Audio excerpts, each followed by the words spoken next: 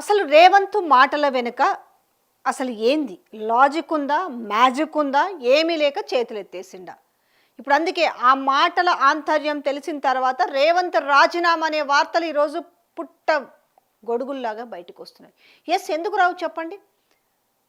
రాష్ట్రానికి ఒక పెద్ద స్థానంలో ఉన్న ఒక ఇంటికి పెద్దలాగా రాష్ట్రానికి ఒక పెద్ద స్థానంలో ఉన్న వ్యక్తి రాష్ట్ర పరిస్థితికి ఆగమాగమైందని చెప్తున్న నేపథ్యంలో పైసలు లేవు, నా చదవటి కాదు, మేము పైసలు అడగనికపోతే సో మమ్మల్ని దొంగల్లాగా చూస్తారు, చెప్పులు ఎత్తుకపోయేలాగా చూస్తారు, కనీసం అపాయింట్మెంట్ కూడా ఇస్తలేరు అన్నారు. అపాయింట్మెంట్ బ్యాంక్ వాళ్ళు ఇస్తలేరా, అపాయింట్మెంట్ బీజేపీ లీడర్లు ఇస్తలేరా, అపాయింట్మెంట్ రాహుల్ గాంధీ ఇస్తలేరు అనేది ఒక రీజన్, దానికి కూడా ఒక క్లారిటీ ఇవ్వాల్సి ఉండే. సో ఇంతకీ రాజీనామాకు సిద్ధపడి ఈ విధంగా మాట్లాడిందా? ఎందుకంటే చివరి వరకు, అంటే మనం ఎన్నో పుస్తకాలు చదువుకుంటాం, ఏదైనా కూడా ఇప్పుడు క్రికెట్ కూడా చూస్తాం, చివరి బంతి వరకు కూడా హోప్ పెట్టుకొని చూస్తాం, ఏమన్నా జరగచ్చు, ఏదైనా పెద్ద మార్పు ఉండొచ్చు అనుకుంటారు. అలాగే పరిపాలన విషయం కూడా ఒక గేమ్ అనుకుంటే ఉత్కంఠ చివరి దాకా ఒక యుద్ధం ఉంటుందండి, చివరి దాకా వీరోచిత పోరాటం చేస్తారు. ఎందుకు వదలరు, లూజర్ అవ్వరు. కానీ ఈరోజు రేవంత్ రెడ్డి లూజర్ అయి మాట్లాడి, ఎందుకు మాట్లాడి అనే దాన్ని మీరు చూస్తుంటే రేవంత్ మరి రాజీనామా చేయడానికి సిద్ధపడ్డా? అంటే నా తోటి అయితే లేదు, నాతోటి చేతన అయితే లేదు, నేను రాజీనామా చేస్తాను అనేసి ఇప్పుడు ఇండైరెక్ట్గా మెసేజ్ పాస్ చేసిండు అనుకోవచ్చా?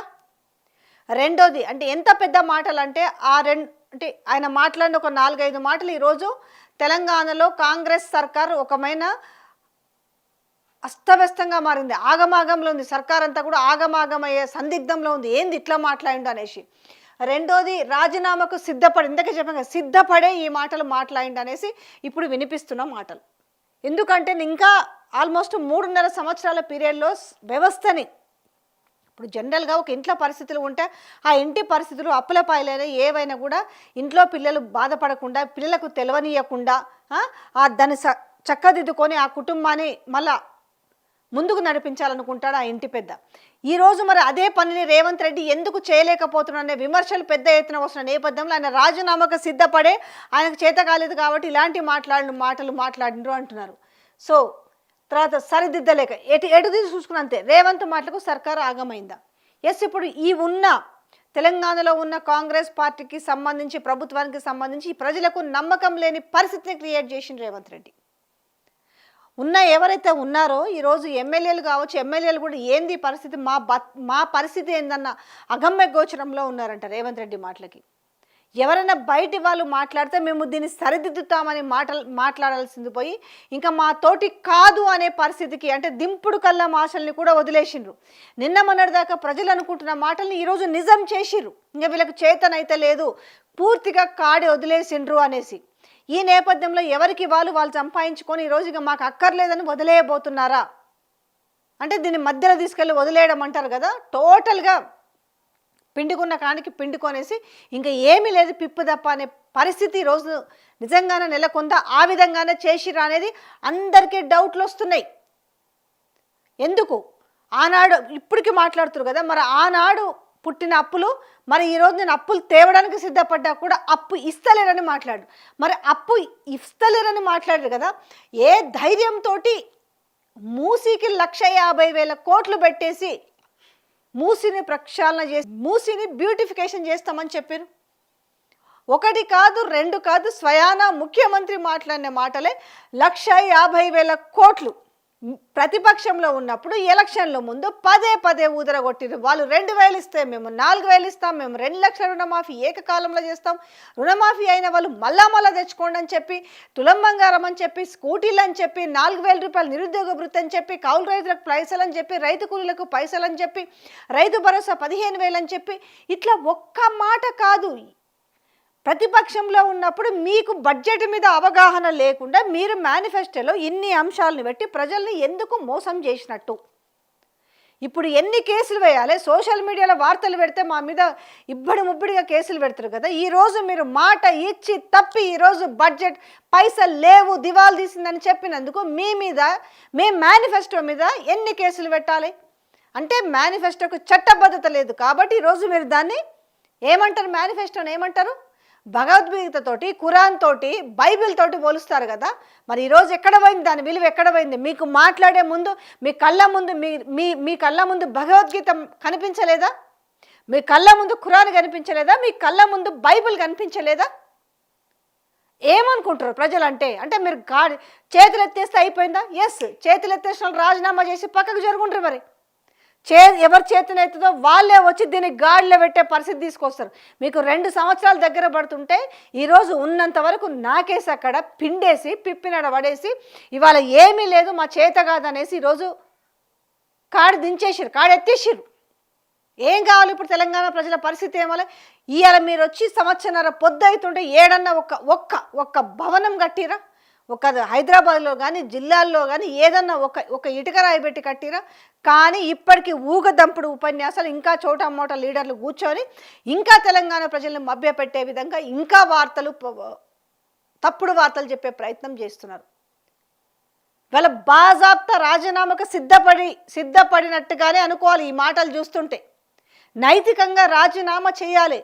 సంపదను సృష్టిస్తామన్నారు, నేను తీపిస్తా, ఆ ఇంటర్వ్యూ తీపిచ్చి నేను మళ్ళీ ప్రజల ముందుకు నేను తీసుకొస్తాను. మర్చిపోయారేమో ఎట్లా చేస్తారు మీరు? ఇన్ని సంక్షేమ పథకాలు మీరు ఇచ్చిరు ఇవ్వడం ముబ్బడిగా అంటే ఏం చెప్పిండ్రు? సంపదను సృష్టిస్తాం, మాకు ఎట్లా సృష్టించాలో తెలుసు అని చెప్పారు కదా. మరి మాకు సృష్టించాలి అని తెలిసిందన్నారు కదా. మరి ఇప్పుడు ఎందుకు చేతులు ఎత్తేస్తారు? 18,500 కోట్లు మాత్రమే వస్తున్నాయి, దాంట్లో కేవలం 6,000 కోట్లే మిగులుతున్నాయి. ఈ 6,000 కోట్లలో ఏం చేయాలి? ఎన్ని సంక్షేమ పథకాలు? అంటే ప్రభుత్వ ఉద్యోగులకు మీరు డిమాండ్లు నెరవేరుస్తారని చెప్పారు, మీరు చెప్పారు, ఆర్టీసీకి చెప్పారు, ఆశా వర్కర్లకు చెప్పారు, అంగన్వాడీ వర్కర్లకు చెప్పారు. ఎవరికి మీరు చెప్పండి? వాళ్ళు మీరు చెప్పిందే అడుగుతున్నారు కదా. అలాంటప్పుడు ఇప్పుడేం మాట్లాడుతారు? ఎవరికి ఇవ్వాలి? వాళ్ళ కడుపులు కొట్టి వీళ్ళకి ఇవ్వాలని మాట్లాడుతారు. కానీ ఆ రోజు మీరు ఆ మాట చెప్పలే కదా ఎలక్షన్లకు వచ్చినప్పుడు. పెన్షన్స్ ఇవ్వకపోతే మీకు ఇస్తాము, రైతు బంధు బంద్ చేస్తే మీకు ఇస్తాము, ఆ రోజే చెప్పాల్సి ఉంటుంది కదా. ప్రజలు ఆలోచించుకునే వాళ్ళు. కానీ ఈరోజు మధ్యకు తీసుకొచ్చి నడి సముద్రంలో వదిలేసినట్టుగా ఇప్పటికైనా అవకాశం ఉంది. పూర్తి స్థాయిలో నా చేత కాలేదు, నేను దిగిపోతున్నానే, ప్రజలకు క్షమాపణలు కోరండి. మీరు పీసీసీ ప్రెసిడెంట్గా ఉన్నప్పుడు వచ్చిన బై ఎలక్షన్లో హుజూరాబాద్ కావచ్చు, దాని తర్వాత నాగార్జున సాగర్ కావచ్చు, ఎక్కడెక్కడైతే వచ్చినాయో అక్కడ మీరు అన్నారు కదా నేనే ఈ ఓటమికి నేనే నైతిక బాధ్యత వహిస్తున్నానని చెప్పి, ఇప్పుడు కూడా ఈ ఫెయిల్యూర్కు నేనే నైతిక బాధ్యత వహిస్తున్నా అని చెప్పేసి ఈరోజు మళ్ళీ వచ్చి అందరి ముందు క్షమాపణలు కోరేసి ఇంకా నాతోటి కాదని దండం పెట్టేసిపోతే అయిపోతుండే కదా. మళ్ళీ ఇంకా దీంట్లో ఏందో లాజిక్ ఉన్నట్టుగా దీన్ని అంతా తీసుకెళ్ళి అంటే తెలివిగా ఇంకా ఎన్నాళ్ళు ఈ అతి తెలివిని ప్రదర్శిస్తారు? అంటే మీకు సంవత్సరంన్నరలోనే ఈ పరిస్థితులు వస్తాయా? అప్పుడు సంక్షేమ పథకాలు అయితే ఆగకుండా వచ్చినాయి కదా. మెడికల్ కాలేజీల నుంచి మొదలు పెడితే ఒక్కొక్కటి అన్నీ చూసుకుంటూ పోయారు కదా. అప్పులు అప్పులు అప్పులు అని మాట్లాడుతారు. మనం అప్పు చేసి ఒక ఇల్లు కొనుక్కున్నా కూడా ఆ అప్పుని మనం ఆ ఈఎంఐ ఎట్లా కట్టుకోవాలో ముందు ప్లాన్ చేసుకునే కదా లోన్ పెట్టుకుంటాం. దాంతోపాటు అప్పుతో పాటుగా ఆస్తి కూడా ఉంది కదా. ఇప్పుడు ఇల్లు కొనుక్కుంటారు. సపోజ్ మీకు చిన్న ఉదాహరణగా చెప్తున్నాను. ఒకరు వాళ్ళకు వచ్చే జీతం నుంచి వాళ్ళకి ఇల్లు కొనుక్కోవాలనుకుంటారు. నెలకు 20,000 25,000 వాళ్ళ శాలరీ స్తోమతను పెట్టేసి ఈఎంఐ కొనుక్కుంటారు. ఎట్ ఏ టైం ఇక్కడ అప్పు ఉంటుంది, అక్కడ ఆస్తి ఉంది, రెండు బ్యాలెన్స్గా ఉంటుంది. అప్పు ఎప్పుడైతే చేస్తారో ఆస్తి కూడా ఉంది. అప్పు కేవలం జల్సాల కోసం చేస్తే ఒకడు బతకడానికి, కుటుంబం బతకడానికి జల్సాల కోసం తిరుగుతూ విపరీతమైన అంటే 10 రూపాయల ఆదాయం వస్తే వాడు 20 రూపాయలు 30 రూపాయలు ఖర్చు పెడితే నువ్వు ఎంతకాలం ఆ 10 రూపాయలు సంపాదిస్తే దండగా లేదు.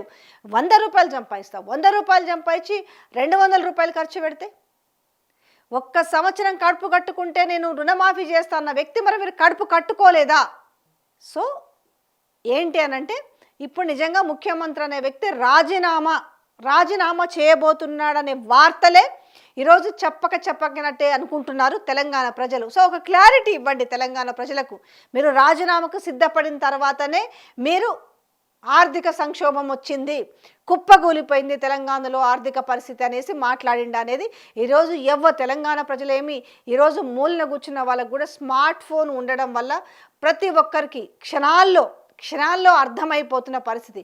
ఇంకా దాన్ని ఇంకా ఏదో చెప్పుకొని మేము పుల్లము మేము సింహాలం అనేసి ఏమంట చూడు కూరలు వీకిన మాదిరిగా మాట్లాడడం కూడా దండగే. ఇంకా పులులు కాదు, సింహాలు కాదు. ఇప్పటికైనా కూడా కాంగ్రెస్లో ఉన్న సీనియర్లైనా పరిస్థితిని చక్కదిద్దే ప్రయత్నం చేయండి. ఆయనతో కూర్చొని మాట్లాడండి, వివరించండి. ఇలా మాట్లాడొద్దు, తెలంగాణ ప్రజలు భయంలో ఉంటారు. వాళ్ళని ఇప్పుడు వాళ్ళు ఏమవుతారు, అరే మన నిజమా తెలంగాణలో ఈ పరిస్థితి ఉందా అనుకుంటారు కదా. ఏమంటారు అప్పుడు ప్రజలు, నాయన నీకు చేత కాకపోతే దిగిపో అంటారు. ఇప్పుడు ఇండైరెక్ట్గా ఏదో నేను ఇండైరెక్ట్గా చెప్పడం కాదు, డైరెక్ట్గా చెప్పేస్తూ అయిపోతుంది కదా. ఇలా ముసుగులో గుద్దులాట ఏముంటుంది. తెలంగాణ ప్రజలు అదే కోరుకుంటారు. చేత కాకపోతే రాజీనామా చేయండి, ఎవరో ఒకరు వచ్చి ఖచ్చితంగా ఈ పరిస్థితిని గాడి తప్పిందాన్ని మళ్ళీ గాడిలో పెడతారనేసి వాళ్ళు అంటున్నారు. సో రేవంత్ రెడ్డి చేసిన మొన్న ఒక్క సభలో మాట్లాడిన మాటలు ఈరోజు ప్రభుత్వాన్ని అతలాకుతలం చేయడమే కాదు, తెలంగాణ ప్రజల మనసుల్లో కూడా ఈరోజు అతలాకుతలం అంటే ఒక సంఘర్షణ మొదలైంది. అసలు ఏం జరగబోతుంది, తెలంగాణ ఆగమైపోతుందా, కొట్లాడి తెచ్చుకున్న తెలంగాణ అభివృద్ధి బాటలో కంటే ఇంకొక 20 ఏళ్ళు వెనకబడిపోతుందా అనే బాధలో ఉన్నారు. సో ఒక క్లారిటీ ఇవ్వండి. మళ్ళీ ఏదో ఒక సభలో పెడతారా, మీరే సభ పెట్టి మాట్లాడతారా, లేదా మీడియా ముందు మాట్లాడతారా, ప్రజలకు ఒక క్లారిటీ ఇవ్వండి.